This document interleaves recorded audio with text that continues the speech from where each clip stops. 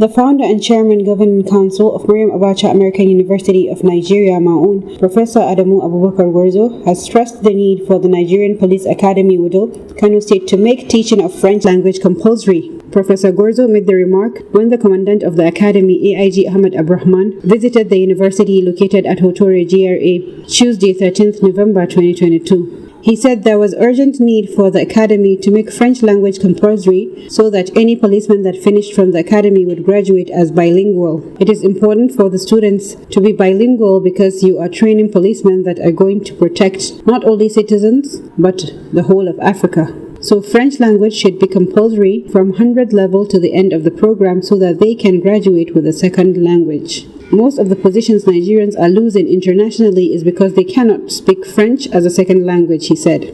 Professor Gwarzo expressed the readiness of the university to design a curriculum for the academy to enable it start teaching French language. According to him, policemen who graduate from the academy as bilinguals have a greater opportunity of working in all Francophone countries and even at the United Nations. He therefore called on Nigerian government to offer scholarship to policemen from other African countries as part of an effort to internationalize the academy. In his remarks, the commandant of the academy, AIG Ahmed Abdurrahman, said the institution is ready to collaborate with MAAUN on mutual beneficial areas. Security is not a local business but a national business that requires international collaboration to achieve the desired objective, he said. He told Professor Gwarzo that the academy has established a center for French and Arabic studies but at rudimental stage as part of their commitment to internationalize the college. The commandant urged well-to-do individuals to emulate Professor Gwarzo by establishing similar universities in the country to promote research, training, and development of the country. The AIG was accompanied during the visit by other principal officers.